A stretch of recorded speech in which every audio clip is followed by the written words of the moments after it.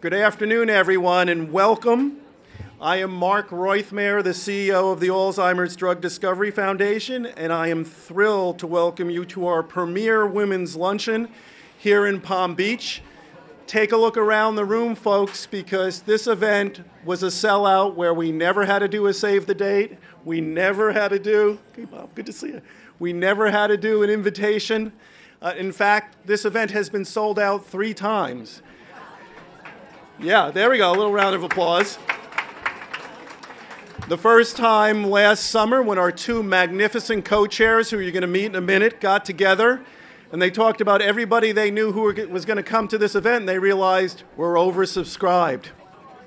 The second time when we contacted many of you to say, are you going to use all 10 seats? And the third time just this week as we kept a waiting list and some people dropped out and we brought you back in. So we're thrilled to be here, and again, round of applause. Welcome to ADDF's premier Women's Luncheon. Before this afternoon's over $300,000 is going to be raised for drug discovery to fight Alzheimer's. That's all of you. Another round of applause for yourselves, please. You're going to hear all about the foundation, all about who and what we fund, so I'm not going to steal anyone's thunder. At this point, I'm going to ask our 2 chairs to come up and to say a few words. First of all, I will say about our 2 chairs. Jan Willinger, vision and persistence that's led to today. Can we have a round of applause for Jan? And then there is Nancy Goods. Yeah. A better volunteer, a better friend, a better partner no one could have. She is passionate, compassionate, and she knows a thing or two about raising a buck. Ladies and gentlemen, I give you our co-chairs, Nancy Goods and Jan Willinger. Thank you, Mark. Let me share a few personal thank yous and end with one critical message. Thank you, Leonard Lauder, who will be here, for your family's vision of a world free of Alzheimer's. Thank you, Dr. Howard Phillip, for your leadership and drive to make this vision real. Thank you to the many brain researchers who Mel and I have come to know. They're doing heroic work, most always out of the spotlight. One of them is our good friend, Dr. Roberta Diaz Brinton, the 2017 winner of the Goods Prize for Alzheimer's Research. Speaking of good friends, thanks to my co-chair, Jan, who was among the first to approach Mel and I when he was diagnosed 10 years ago. And Jan pushed me to do this event, and she's hard to say no to. And finally, thank you to our honoree, Kim Campbell, for giving us an intimate view of tragedy and triumph when it comes to Alzheimer's. You and Glen literally lived out the Alzheimer's experience on stage. We all miss Glen greatly, and we embrace you warmly today. So much for the thank yous. Now to the message. When people hear the words Palm Beach, they often go to the easy stereotype. What they don't recognize is Palm Beach is a community. It's our community, it's our home. Communities come together in the face of a serious challenge. They talk and they act. Alzheimer's disease is a serious challenge, one that demands dialogue and action. Few people know that Palm Beach County already has 55,000 people diagnosed with Alzheimer's. That's 3 times the rate of America as a whole. Yet here in Palm Beach, like too many other communities, there's been a stigma of silence when it comes to addressing Alzheimer's. Many women in our community relied on an underground network of help. That's how I came to know many of you. You opened your arms and your hearts to me. Now it's time to move the dialogue out of the shadows. Alzheimer's, like an offshore hurricane, poses a community threat. Today, let's do what communities do. Let's talk about the challenge, and let's rise up and take action. You're already taking action by being here, and thank you. But let's not stop here. The Alzheimer's Drug Discovery Foundation offers a highly focused and practical approach to funding research with the goal of new therapies soon. You'll hear much more today, but here's the bottom line. It's time to join together to beat Alzheimer's locally and globally. Thanks for listening, for ending the silence, and for taking action. I just have one word, one sentence. 2 out of every 3 people getting Alzheimer's today are women. That's true. Now, to tell you about today's program is our marvelous host. She's an award-winning actress of theater, film, and television, a prolific producer, a successful jewelry designer. Her Open Hearts collection is currently the best-selling jewelry on the market. She's a generous philanthropist and founded her own charity, the Open Hearts Foundation, to give even more. And if that wasn't enough, she's an accomplished author, painter, and designer. And for all these accomplishments, she was made an officer of the British Empire, an OBE, in 2000. Ladies and gentlemen, my pleasure to introduce Jane Seymour.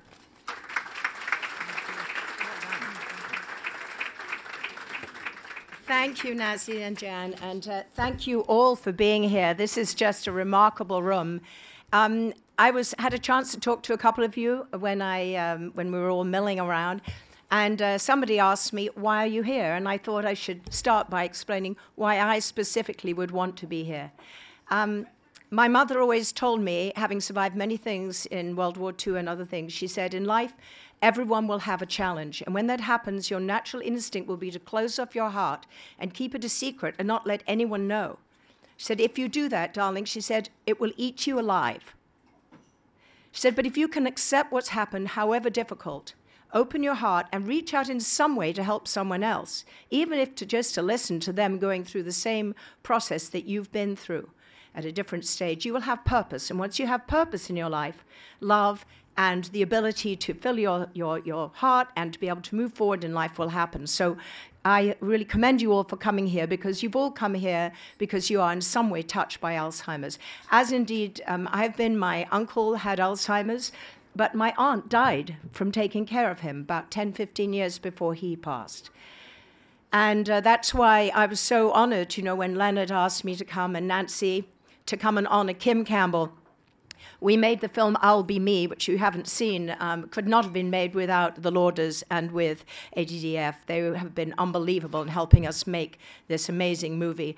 And Kim so bravely, with her family, and Glen really bravely, showed us what Alzheimer's was and what could be done and why this is so important today. So with that, I just want to say that I am incredibly privileged to be your host here today, and this is really very important. As we hear, the Lauders will be here when the plane touches down. And as you just heard, it's very fitting that this be a women's luncheon, because Alzheimer's, believe it or not, and I didn't believe this, is actually a woman's disease. 2/3 of patients are women. And we know that at least 2/3 of the caregivers are women. And as I addressed before, caregiving is one of the hardest parts of this process, and one that is not often talked about. The emotional aspect of it, the financial aspect of it, and the physical aspect. It's huge, and it's very draining on whoever's doing it. Nancy and Jan both know what it's like to be caregivers, and they created this event to honor those who, like them, understand only too well that we've got to conquer this disease. So in this luncheon, this is its first year, we celebrate Kim Campbell, because, as I said, when her late husband, Glen, was diagnosed with Alzheimer's, Kim did what she's always done. She chose love. Love for her husband, her family, and music. And Kim and Glen went on the road for one final tour, and they were rehearsing at my house. Honestly, I didn't think they were going to be able to do one show. Not one show. I don't know how it ever happened, but how many did you do, Kim?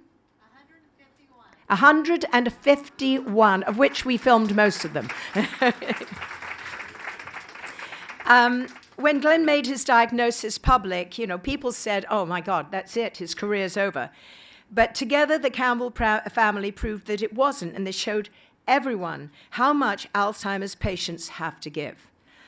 The documentary they made educated, inspired people, and even made people laugh and cry. And Kim continues to do that in spite of, but possibly because of her grief. Alzheimer's caregivers like Kim know what a difference the effective drugs for Alzheimer's could make. And I've had the good fortune for a long time to have a long life, of course. And with that comes decades of wisdom and experiences to share. But Alzheimer's steals that from us. But with ADDF, it's going to stop it with your help.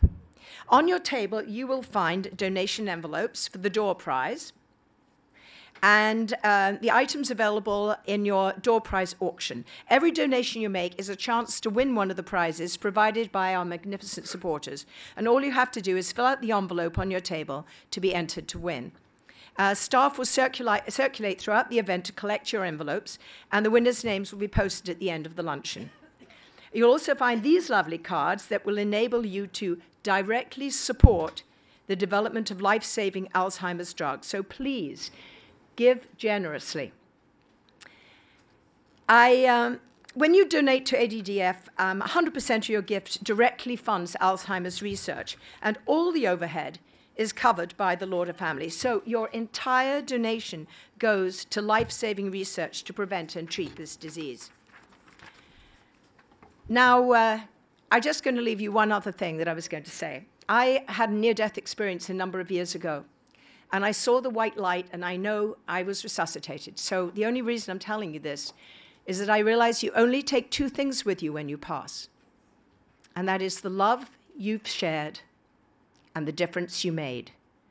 So let's open our hearts, open our wallets, appreciate the love that's in our hearts for people who are maybe suffering from this, and realize that you can make a difference.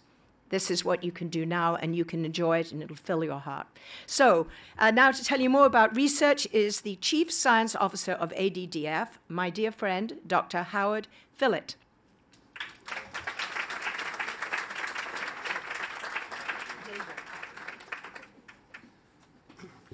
Thank you, Jane, and I want to thank everyone for coming here today and joining us, and for our wonderful staff putting this together, and for Nancy and Jan for organizing this. I want to start off by also thanking Keith Myers and Mary Alice Pappas from Morse Life, which is a fabulous facility here in town. And I'm a geriatrician by clinical training. I've been caring for people with Alzheimer's disease for almost 40 years now, and I know that places like Morse Life are exceptional and so greatly needed to care for our loved ones in their suffering through the disease.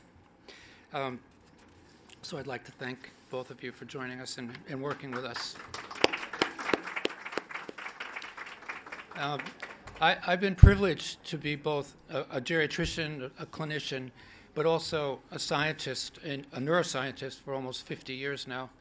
And I started Alzheimer's research back around 1980. I started one of the first clinics for Alzheimer's research at the Rockefeller University in New York in 1981. And when we started, I can tell you that there was literally nothing going on at that time in research for Alzheimer's disease. There were no clinical trials, and we really didn't know very much at all about the illness.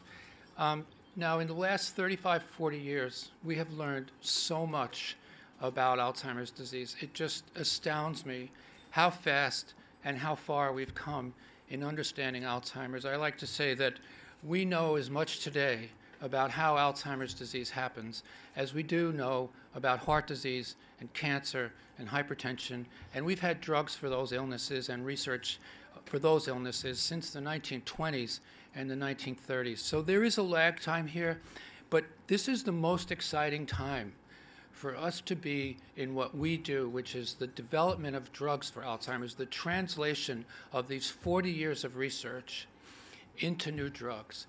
It is just incredible to me that today there's over 126 drugs in development for Alzheimer's disease. And I'm very proud to say that the ADDF, our modest foundation, and we've been in business about almost 20 years now, has contributed to about 25% of all the drugs that are currently in clinical trials, which I must say, with all humility, is a remarkable record, and one I'm very proud of. And part of, if you drill down on what we've done, the primary target for most drugs that are in the advanced stages of development today are these anti-amyloid drugs. And these drugs address trying to get rid of the plaques in the brain that are composed of this amyloid protein. And we've had 26 clinical trial failures with that drug, but there recently was a very, very successful clinical trial that showed that you could have a drug, a vaccine, and inject that into people, and it would remove the plaques from people with Alzheimer's disease. Now, I have to say that what enabled that was really a revolutionary technology that was funded by our foundation. Going back to 2000, when I got a call from a doctor at the University of Pennsylvania who said he had a crazy idea and he couldn't get any money for it. And that was to take a dye that Alzheimer had used in 1906 to first describe Alzheimer's in a 52-year-old woman. And he wanted to take that dye and put a radio label on it, a radioactive fluorine, so that we could use it in a PET scan. And there's PET scans everywhere in our country and all over the world. And that dye would be injected, it would go into the brain, and it would bind to the amyloid plaques, and it would make a diagnosis of Alzheimer's disease. Now, at that time, the only way that a doctor like myself could make a diagnosis of Alzheimer's disease was at autopsy or with a brain biopsy. And we really weren't doing any brain biopsies, of course. So we funded that over about 4 years, and I'll fast forward just to say that that technology became the first diagnostic test approved by the FDA in 2012. Now, it's revolutionized what we do in 3 different ways, and it's made our field just incredibly more productive and rigorous.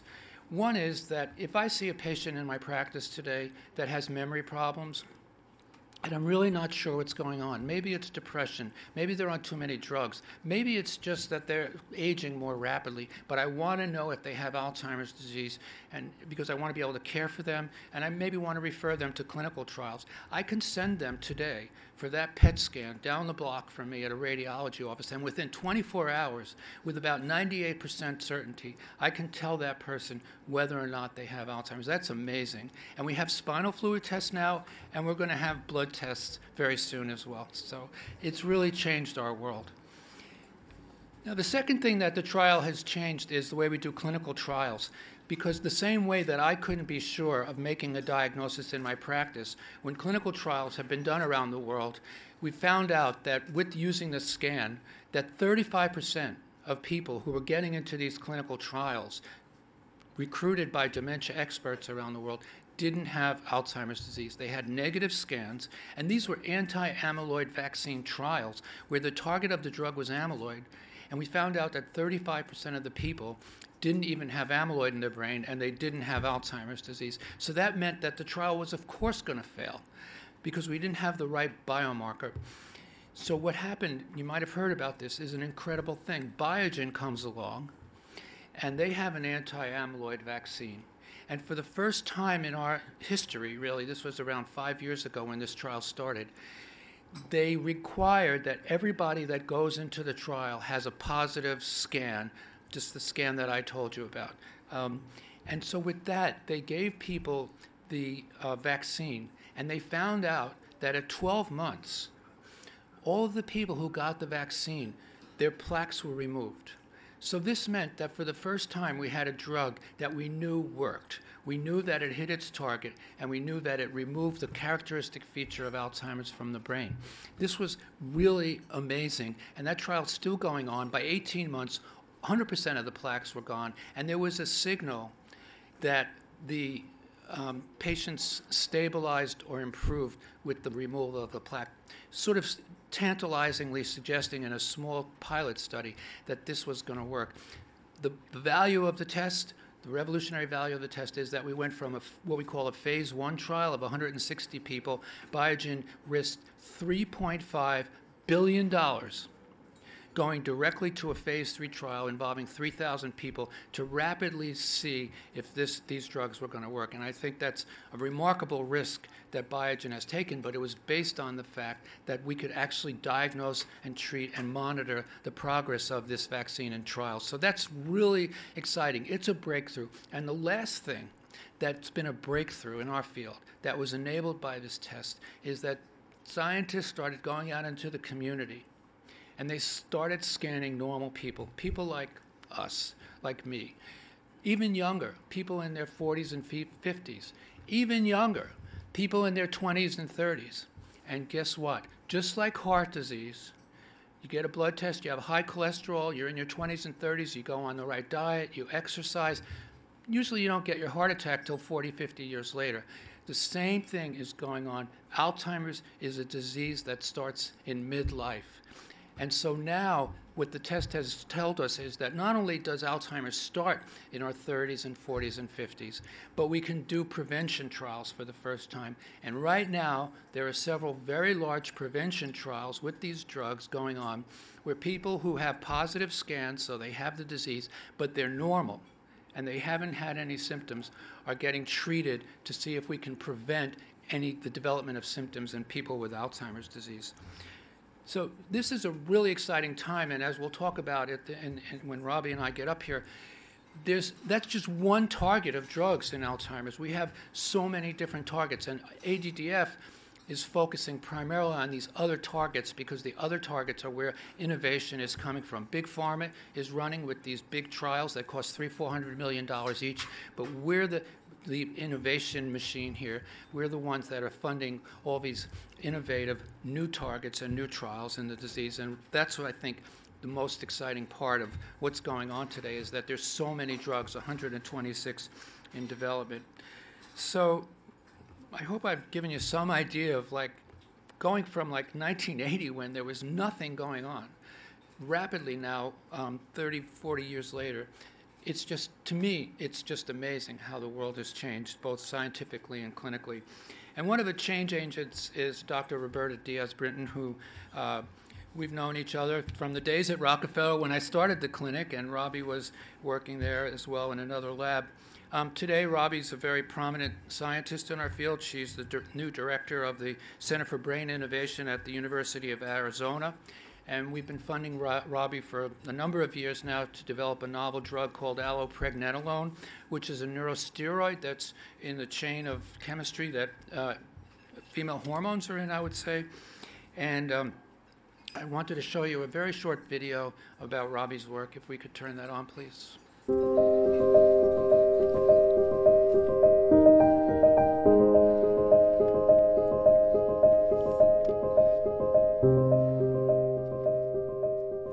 And so we ask the question, is it simply because women live longer, or is it the way their brain ages?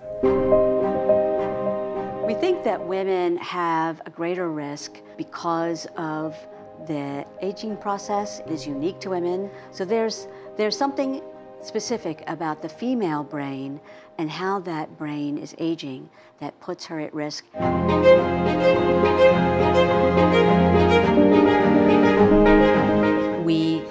I came to ADDF with what people would have said was a crazy idea. And that crazy idea was that the degenerating brain could actually regenerate itself.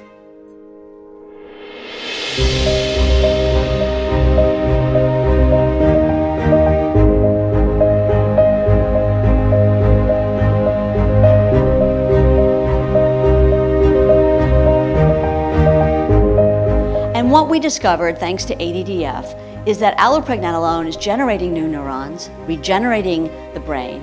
It reversed the learning and memory deficits in a mouse model of Alzheimer's disease and restored cognitive function, not just a little bit, but back to normal.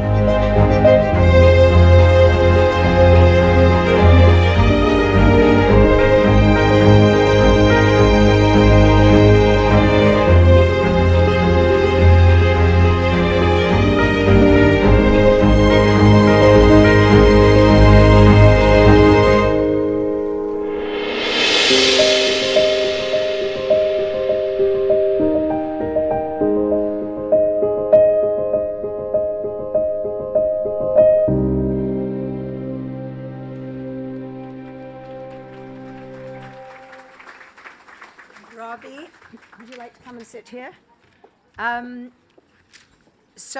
Robbie and Howard, thank you. This has just been incredibly enlightening. But I'm going to ask you a few questions, which I'm sure all of us would love to know the answers to. Let's start with a question for Dr. Brinton. We know a majority of Alzheimer's patients are women. Why is that? So, Is that on? Yes. great. So why women? One of the big differences between the way women age and men age is that all women go through a process called the menopause, where reproductive capacity now is removed from the nervous system. And what happens is when we think about reproduction, we always think from the neck down. But in fact, reproductive capacity is from the neck up. It is controlled by the brain. Now, that reorganization of the brain actually leads to a change in brain function. And for many women, that change in brain function doesn't have any negative consequences. But for some women, that change in brain function unmasks a vulnerability to developing Alzheimer's disease later in life. And when we think about Alzheimer's disease, as Dr. Phillip mentioned, Alzheimer's disease has a long, what's called prodromal phase. It starts 20 years before the age of diagnosis. And that 20-year period for women can actually start at the menopause. And so our work has really tried to understand, first of all, what's happening in the brain of women as they age, and second of all, what's the vulnerability, and third of all, how do we intervene in that risk for developing Alzheimer's disease early in that aging process. Howard, would you like to say anything? Well, so the menopause is just one of many risk factors that we all suffer as we age. So, for example, we've learned a lot about the biology of aging, and one of the things that we're trying to do is translate the biology of aging into new therapeutics. And one of the characteristic features of aging, for example, is inflammation. And the largest part of our portfolio of therapeutics today are actually anti-inflammatories for Alzheimer's disease. And there's two ways to think about inflammation and aging and Alzheimer's disease. If anybody's ever been sick, and I know we all have, when you get sick, you don't feel well. And sometimes people, older people especially, get confused. And when we teach medical students about the signs and symptoms of pneumonia and how it differs from a middle-aged person to an older person, middle-aged person, when they get pneumonia, they get cough and fever. An old person, when they get pneumonia, the first sign and symptom is confusion. And that's because systemic inflammation affects the brain. So we're funding a clinical trial of a major anti-inflammatory drug called Enbrel at the University of Southampton in the UK in partnership with the Alzheimer's Society of the UK. But another way inflammation affects your brain is that when we get these plaques, the plaques are deposits of what we call misfolded proteins. And the best way that I can describe what a misfolded protein is, if you've ever had an egg, you know that in that egg, the egg is an embryo. It's a highly differentiated, highly functional material, right, that's going to someday become a chicken. It's incredible. But when you heat that egg, what happens? It becomes a scrambled egg. And what the scrambling, the heat, the damage that's done to the proteins makes them dysfunctional and toxic. And in the brain, basically with aging, the same thing is happening to all of us every day. Through evolution, we've developed mechanisms to remove misfolded proteins, and that's a positive inflammatory reaction. So one of the things that we're trying to do in terms of developing therapeutics by learning about this is how can we remove these plaques by stimulating the natural evolutionary processes of the brain, which are part of inflammation, and these are novel drugs. And there's many other aging-related ways that we can treat Alzheimer's disease just by translating the biology of aging. And one of them that Robbie has actually pioneered is that in every cell that we have, there's an energy powerhouse called the mitochondria. And with brain failure, we develop failure of energy. And so another part of our therapeutics program is to try to treat the energy failure that's occurring in brain cells and occurs around the time of menopause as well. And so there's a lot to talk about, and I don't want to get too deep into this, but that's sort of something that we're trying to, the point will be, we're trying to learn from aging, because aging is the leading risk factor for Alzheimer's disease. I was going to ask you about how we now develop drugs for Alzheimer's, but clearly you just answered that for us, I believe, unless you feel you have more on the subject. So, Dr. Brinton, as we saw in the video, you're developing a very promising treatment for Alzheimer's. Can you tell us about that? I'd be delighted. I'm pretty excited about this. We just completed the phase 1 clinical trial of ALLOPREGNANOLONE, or ALLO for short, ALLO. And in that trial, we asked, first of all, is ALLO safe? Now, many of you in the room actually have given birth. And all of us in the room have made ALLO in our own bodies, both women and men. What's different, though, is in the 3rd trimester of pregnancy, if you gave birth, you made the most ALLO ever in the human body. And it turns out that that dose, that concentration of ALLO, turned out to be the best dose in our early phase clinical trial. We established that it's safe, and actually all of us in the room have established that ALLO is safe because as the mother, you were exposed to it, and as every one of us were a fetus, we were also exposed to ALLO at these high concentrations. So second, we also established the best dose. We tested 3 doses, and we established the best dose, and the best dose is the one that we were actually exposed to in utero. And thirdly, we have very preliminary evidence that ALLO is preventing the decline in brain structure, atrophy of the brain, over 3 months, which was quite astounding to me. I never anticipated that in just 3 months we could see evidence that the degeneration of the brain was halted. We're going forward now into a phase 2 clinical trial, and thanks to the Goods Prize, Nancy, where are you? Nancy, thank you. We are developing a formulation of ALLO that we are hopeful will be patentable and then will be commercializable. And why is that important? It's important because if we make the discovery in the laboratory and we make the discovery in the clinic, but that it's never commercialized, it will never reach who we intended, which are people with Alzheimer's disease. So thanks to the ADDF and Goods Prize, we're able to now develop a patentable formulation of what we all have been exposed to, and that we can potentially regenerate the degenerating brain. Dr. Phillip, what other treatments are now in clinical trials that excite you particularly? And do you think which ones do you think have a really good chance of working? Oh, thanks. One of the unique things that we do as a venture philanthropy is we fund biotech companies. So we fund a lot of academic scientists like Robbie and try to help them develop their drug programs, because most academic scientists are doing basic research. In Robbie's case, she's transformed from doing basic research into clinical development.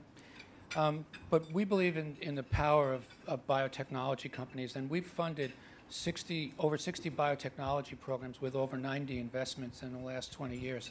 So where I get really excited is in what we're doing in the biotechnology industry. When we started the foundation, we did a survey back in 1998, and we found there were 1,600 biotech companies in the United States, and only 3 had any kind of program in Alzheimer's today.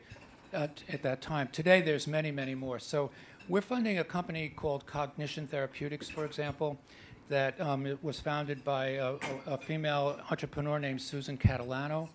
And she has a really exciting drug that's going into phase 2 that actually, I will just say, just activates a very unique receptor on the neurons that she's identified, and really we're very hopeful will be a neuroprotective agent. In other words, it'll protect neurons from cell death.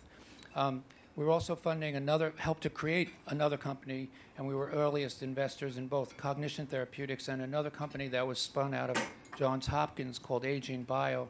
And this is a company that, like Robbie in some ways, they're taking a drug that was originally developed for epilepsy, and they're using 1/100th of the dose that is used in epilepsy to tone down some hyperactivity that occurs in the brain of people with Alzheimer's disease. And Mikhail has been developing this for quite a long time now, and we're just embarking now on a late-stage clinical trial. And if this drug works in clinical trials, it could receive FDA approval within about 3 to 4 years. One of the most exciting programs, though, that we're funding right now, that we've been funding since 2002, is a company named Pharmatrophix, which was spun out of Stanford University. And we've been funding that company pretty consistently since 2002. It's really very much speaks to the role of philanthropy in accelerating drug discovery, because now this drug, after 15 years or so, and a long, hard work by Frank Longo, who's currently the chairman of neurology and neuroscience at Stanford, the drug is in phase 2 trials. And the reason we're so excited about it is because there's so many ways with aging that brain cells can get injured. But through evolution, again, the cells have engineered mechanisms to protect themselves against injury. So this is really a parsimonious approach to treatment. And we're really very excited about the work that Pharmatrophix is doing. So I'm sure everyone in this room is dying to ask you the question, what can we do, or what can one do to prevent having Alzheimer's? And I want to ask you another question. Should we be having a test to find out if we do have it? And when would we want to think of that? Well, I would say one of the most amazing things that has happened in Alzheimer's research over the last couple of decades is that we have learned about prevention. And not just drugs, but lifestyle. And so the soundbite I would give you is that everything that you think about to protect your heart, healthy diet, exercise, and so on, is good for your brain. There's no doubt about it, including social engagement and keeping your brain active, because your brain is like a muscle, and it is activity dependent, and it will atrophy if you isolate yourself and you don't use it. But more than that, I think what's really exciting is that there have been very large clinical trial intervention studies to actually try to prove that these multidimensional interventions like exercise and like healthy diet and like managing your hypertension and your diabetes and these other risk factors for Alzheimer's disease actually can delay the onset of Alzheimer's disease. And what studies have shown is that since the average age of onset of clinical Alzheimer's disease is about 75, if we could just delay the onset of Alzheimer's through healthy diets and so on, through lifestyle, to age 80, we would reduce the number of cases by about 50%, because people would die, instead of from Alzheimer's disease with progressive cognitive impairment, people might hopefully die, let's say, from something like a heart attack in the middle of the night, or something like that, something less serious. And these clinical trials have actually shown that this works. So that's really exciting. And as far as whether you want to know or not, I can tell you that as a doctor, that's a very individual decision.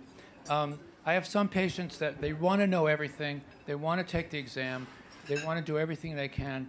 And I think one of the biggest impacts of getting the test and finding out that you're positive is that today, if you're positive on the test, it's not only changing your will, changing your healthcare proxy or whatever that is, and having a healthy lifestyle, but it's also going into these clinical trials and getting involved in research, as all of you are doing, because it's just such an exciting time. And I think, especially if family members are affected, I think people really want to know whether or not they have it. But it's very much an individual decision between you and your doctor as to whether you want to know and what you would do about it. Thank you both very much. Get something to eat. Oh, we have a question. Sorry, we have a question. Yes.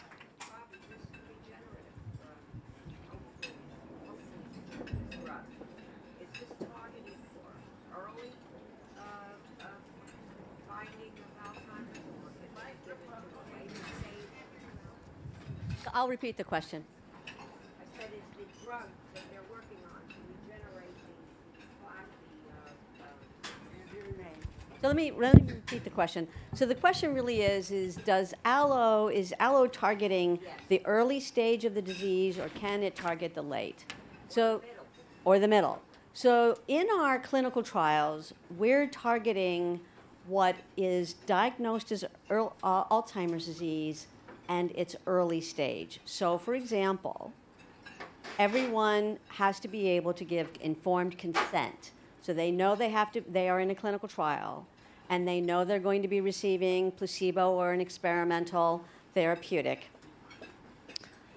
But what it's interesting is that even though these people are diagnosed with early Alzheimer's disease, I think all of you who have experienced Alzheimer's disease in your loved ones, with your loved ones, know that there's nothing early or mild about it. That these are folks who cannot live alone and that they require 24/7 care. So that's the group that we're initially targeting. And we know that allo requires that the brain still have neural stem cells, because that's what we're targeting, is the neural stem cells of the brain. Later in the disease, much later in the disease, it's unlikely that there are existing neural stem cells in the brain. So we're going early, and I think it's a very, very good question, what stage of the disease. And it's such a good question because as ADDF realized a long time ago, no drug is going to be the drug for everyone, and that we're going to have a very diversified portfolio of therapeutics that target both the stage of the disease, as you brought up, and perhaps even how the disease developed. Imagine that someone with traumatic brain injury has developed Alzheimer's disease, which is a risk factor for Alzheimer's disease. Well, now, that person who developed Alzheimer's disease by developing type 2 diabetes, or by having the ApoE4 gene, or by having traumatic brain injury, gets the same therapeutic. What if we actually needed therapeutics that actually target how the brain developed the disease, what stage of the disease, if that person with the disease is male or female? I'm happy to say that allo works effectively in both women and men, so we're pretty excited about that. But what if we actually do need that portfolio of therapeutics, like what exists now for cancer, like what exists now for heart disease? And that's where I think the innovation and early work and commitment from ADDF to what seemed to be crazy ideas 20 years ago, and why there is now this rich portfolio. So thank you for that question. Thank you. Okay, thank you very much. We'll eat and enjoy dessert, and then we'll be coming back. Thank you both.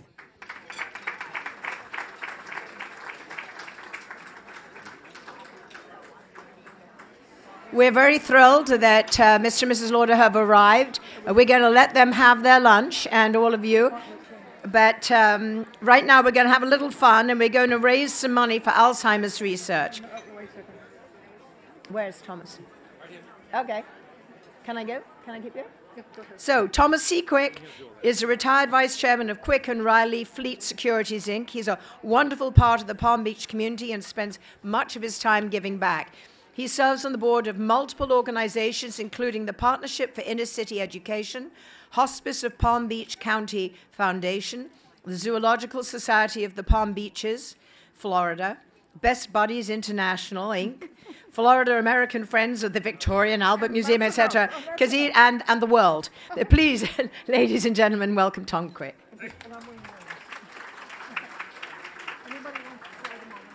Thank you. And if we could just get your attention for just 5 minutes, because this does become a very integral part of the financial success of this wonderful lunch this afternoon.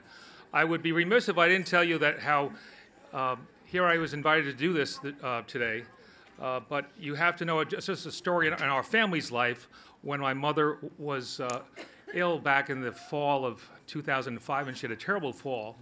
And as a result of fracturing her arm, my mother's mental capacity was not quite what it was before the event. And so I had called Leonard Lauder, and Leonard Lauder put me in touch with Dr. Phillott, and Dr. Phillott actually drove out to our home in Oyster Bay where she was, and then spent the morning with my mother and people who worked for my mother, my brothers and sisters, and a couple other loved ones, And that afternoon, he called me when he got back to the city to tell me that our mother was at late stage 4, beginning of late stage 3, beginning of stage 4 Alzheimer's. That had come on just as a result of this terrible fracture that she had had. So we have been very, very grateful to the Alzheimer's Foundation for being, part of the care of my mother in her later years. This afternoon, I have the great pleasure of introducing a wonderful friend who's here from Paris, Lorenz Baumer, a great acclaimed jewelry designer. Where are you? Are you going to get up and...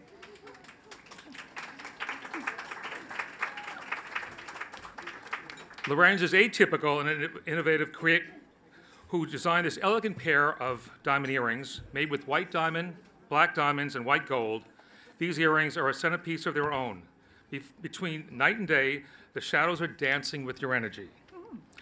I want to note that Lorenz will be here all this week at Brazilian Court, and he is going to give 20% of all the proceeds of the sales of jewelry that is sold to the foundation. So we thank you again, not only for the earrings, but for what you're going to do. And we all know where Brazilian Court is. So these beautiful earrings are valued at $23,000, and we'd like to open up this afternoon at $5,000. They're right here. Oh, they're on me. Did you miss those, Ellen? Ellen, did you miss those? Everybody else has seen them. But these beautiful earrings are valued at $23,000. We'd like to open it up this afternoon at $5,000. $5,000 for these beautiful earrings on behalf of the Alzheimer's Foundation. Do we have a raised hand at $5,000? $5,000, we thank you. We have it. We're looking for $6,000. We have 5. We have 6 in the back, thank you. We have 6. We're looking for $7,000. We have 6, thank you very much. We're looking for $7,000. $7,000 for these beautiful earrings as a result of the great generosity of Lorenz Baumer. We have $6,000. We're looking for $7,000. We have 7. Thank you very much. It's against you. We have 7. We're looking for $8,000. We have 8 against you, ma'am. $9,000. It's against you in the back of the room. We have 8 here. We're looking for $9,000. We have 8. We're looking for $9,000.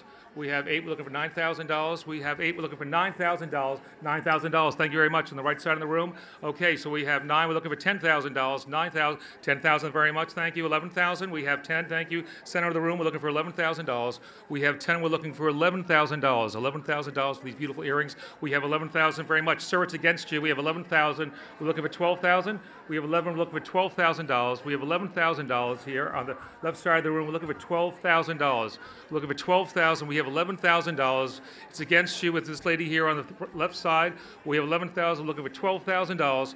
We have $11,000 once. We have $11,000 twice. Sold, and may you have many, many happy evenings and days with these beautiful earrings.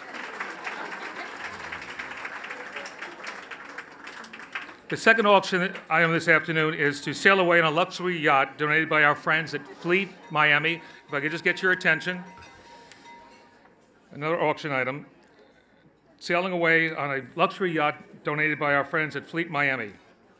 It's valued at $5,000. Experience the luxury and the excitement of being aboard a Fleet Miami customized 87-foot Warren yacht, which is based in Miami. You have it for the day. It includes 3 crew members, idle fuel, soft drinks, and snacks.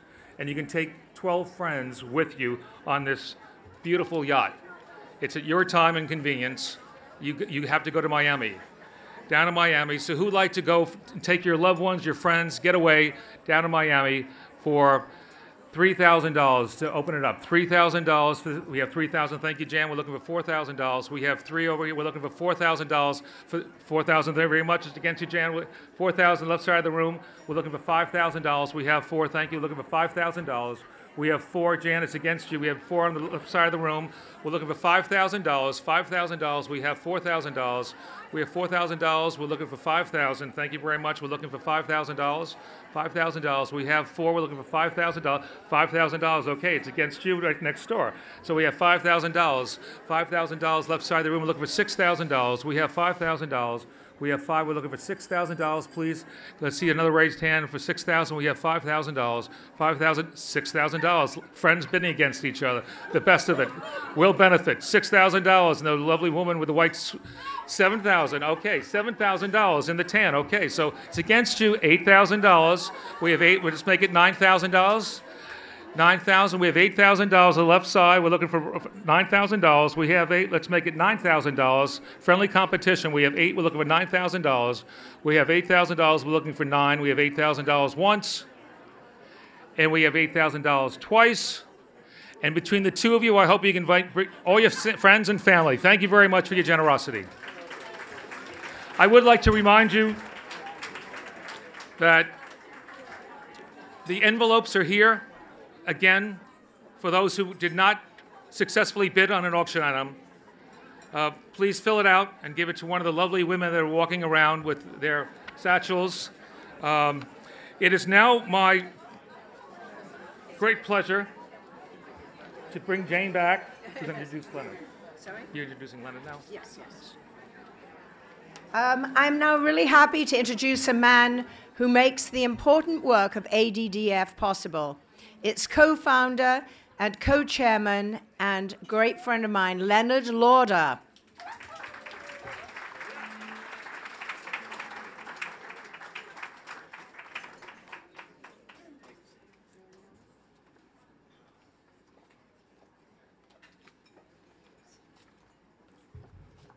Thank you, Stephanie. Hello, everybody. Forgive me for being a little late.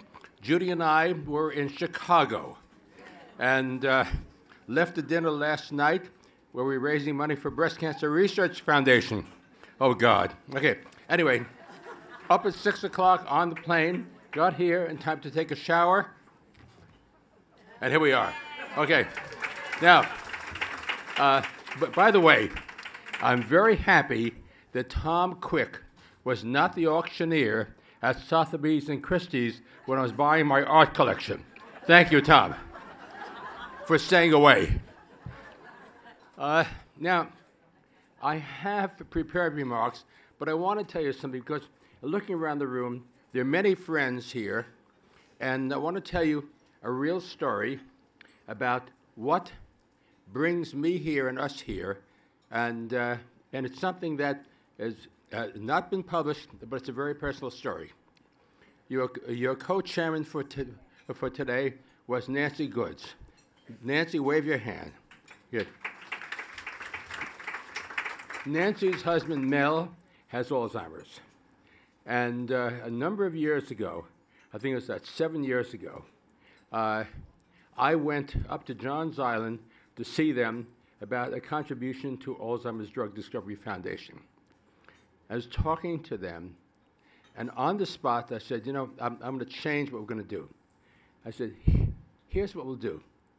If you will give me a certain amount of money, I'll match it dollar for dollar, and we'll find the one drug that's in trial right now that we think can help you. We shook hands. It turned out that it was a drug developed by a doctor in Aberdeen, Scotland. And Howard, are you there? Do you remember that flight to Aberdeen, Scotland? And Mel was put on that drug in a phase 3 trial, and that gave him 5.5 to 6 more years of clarity. And then that drug entered phase 3, and it failed. And I then spoke to Howard Phillip. I said, Howard, why is this great drug failing? He said, most of them fail phase 3 because when they do these studies, they don't put people who have confirmed Alzheimer's on the study. So we are starting that again. However, Mel was so perfect that he gave the same speech that I'm standing here for to our luncheon for every year for 5 years. Perfect. We brought him back, and we are in a race against time. I want to be able to stand up here in front of you again and again and again until we are able to cure this disease, and I think we will be able to cure it because of the things we're doing. Let me tell you, my aunt, my mother's sister, had Alzheimer's. I went to see her doctor, and he said, hi, I'm Dr. So-and-so. Not this. I'm Dr. So-and-so. give me $1 million and I'll cure your aunt. I'll cure Alzheimer's. We gave him $1 million. 40% went to overhead for the hospital. Another 40% went to hire a secretary for him. And I've never seen him again, nor any of my money. That is what's happening to 80% or 40% of the money that is spent on Alzheimer's today, because it goes to Dr. Jones or Dr. Smith or Dr. whatever it is from this town and that town who says, give me $1 million and I'll cure your aunt or I'll cure your mother. Yeah. We have a different approach. We will cure Alzheimer's before it gets too long, and certainly before I lose it. And I'll start my official remarks because I was at a dinner in Washington with my wife Judy, who's a beautiful lady over there. Judy, please wave. And Henry Kissinger got up. He said, "Ladies and gentlemen, I'm 95 years of age, and I still have all my marbles. Come in."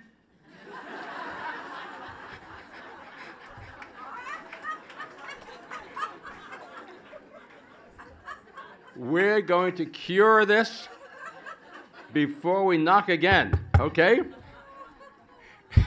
And we now have a way of doing it. No overhead to any hospital. We do the right thing, and we've got some great things going for us. And I just want to thank you in advance for coming here for our inaugural luncheon. You're doing God's work, and we will cure this disease before I go south. And before we all go south. Okay. No, there's a nor'easter in New York. We just left New York. Okay.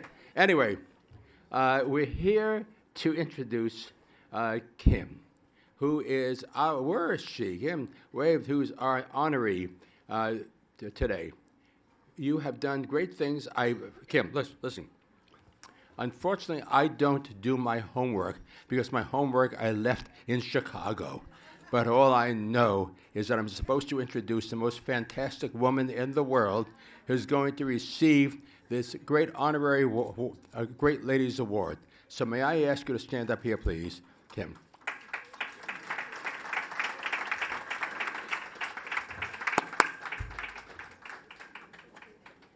So here are my notes. Okay. None. Welcome. You're on. Thank you. Thank you so much. Oh, the award. Okay, may I? A quick photo, please. Right here. Ah. Okay. Thank you. That's beautiful. Thank you so much. Oh, there you go. Well, it's a great honor to be with you all today, and I want to thank the Lauders and everyone at ADDF for all the wonderful work they're doing to help us move forward toward finding a cure. And it's very humbling to receive an award that's called the Great Ladies Award, because I know I'm in a room full of great ladies, like my friend Nancy Good, Jane Seymour, Robbie Brinton, Judy Lauder. There's so many of you. And, you know, you're all here today making a difference. And I hope someday no one has to lose a loved one to Alzheimer's again. It's absolutely heartbreaking.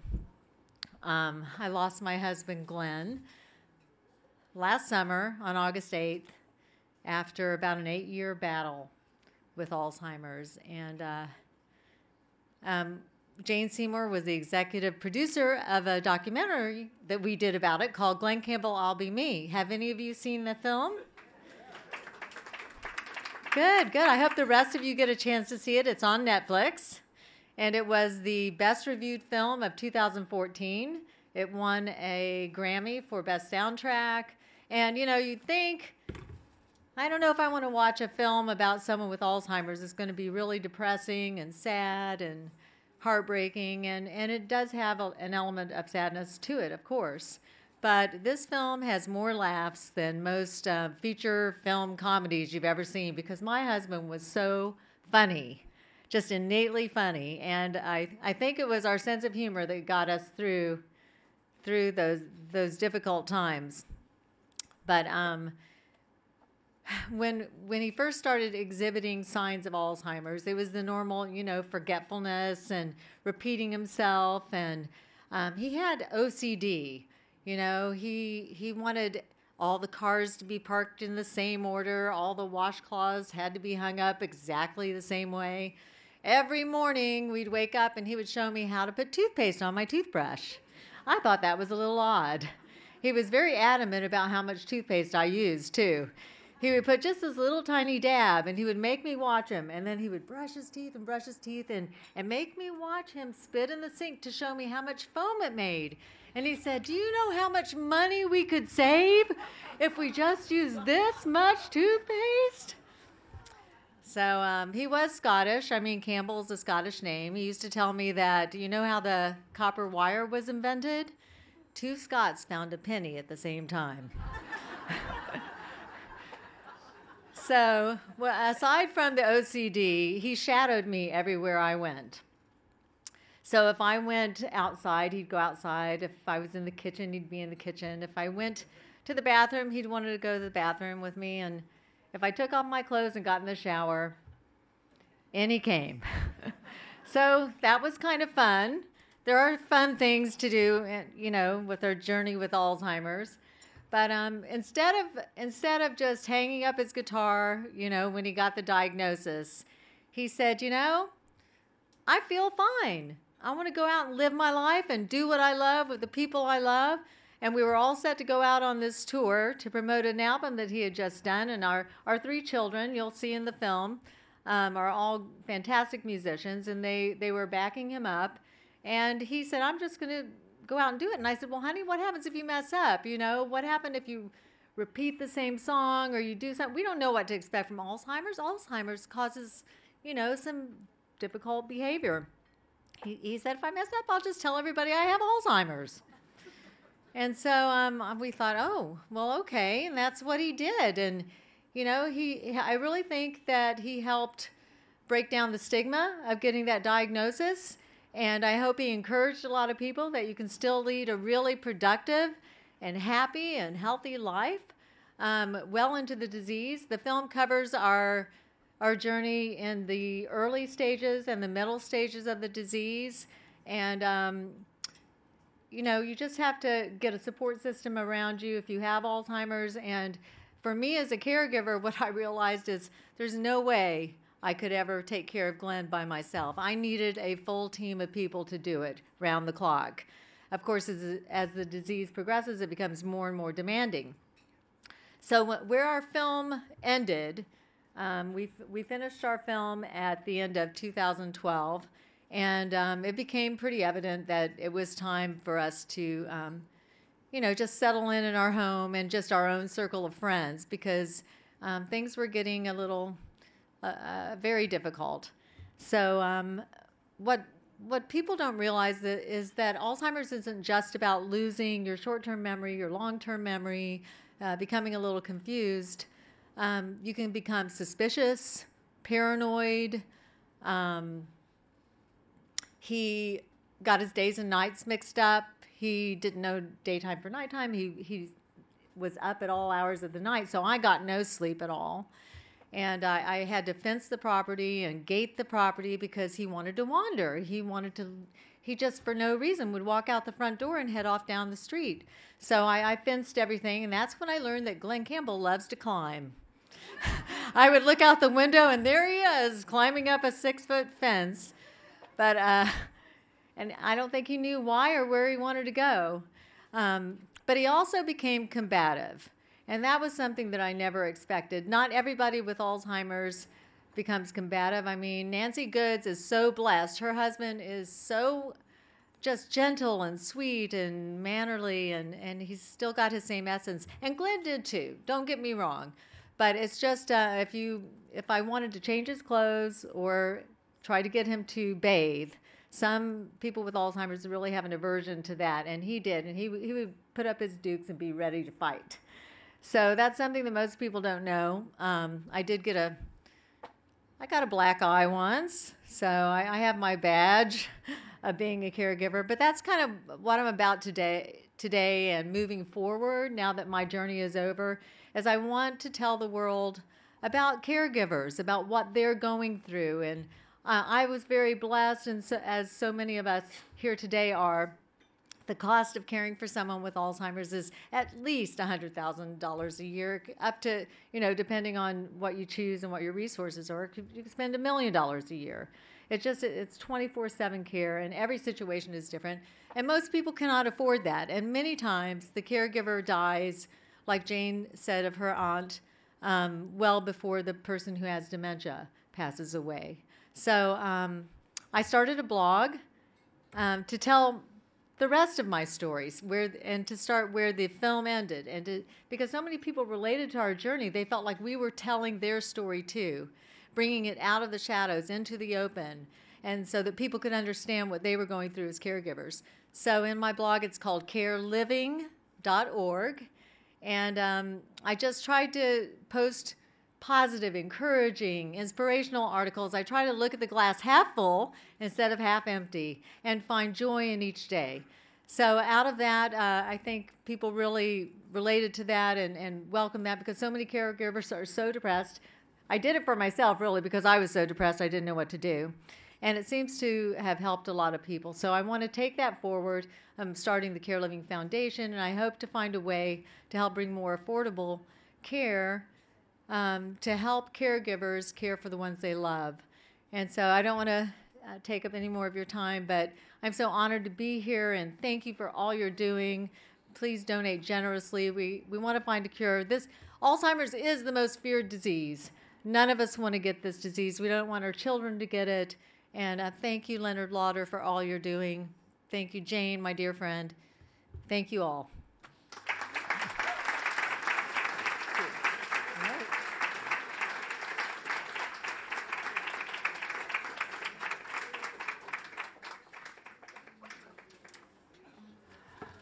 Oh my God, when I first met Kim, and she was going through all of this, and of course, there were moments, there were things that happened during the film that we couldn't possibly ever put in the film.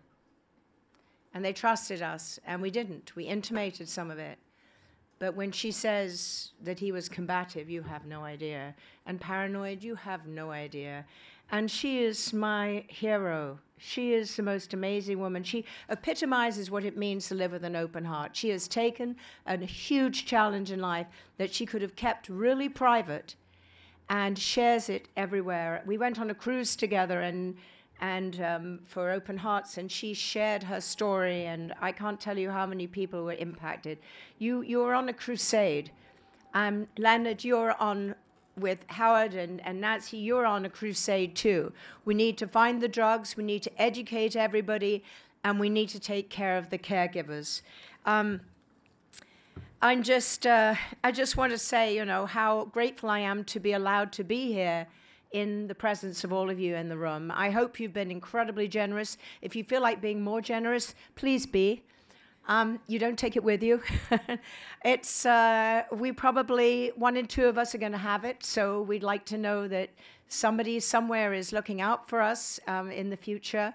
I would like to be as bright and erudite as you are, Leonard, at your age, and sprightly. I'm only praying for that.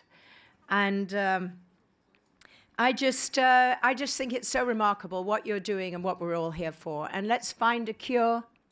Let's be there for one another. Let's be there for the caregivers. Let this not be a secret that we hang on to and feel incredible pain about. Let's open our hearts and our minds and have a purpose and help people. And thank you so much for today. And don't forget, as you go out, if you did donate, you might be one of the lucky door prize winners.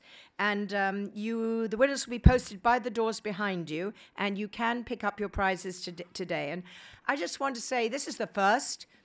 I would love to be part of this in the future. I feel so honored to be asked. And let's all make a major difference. Thank you.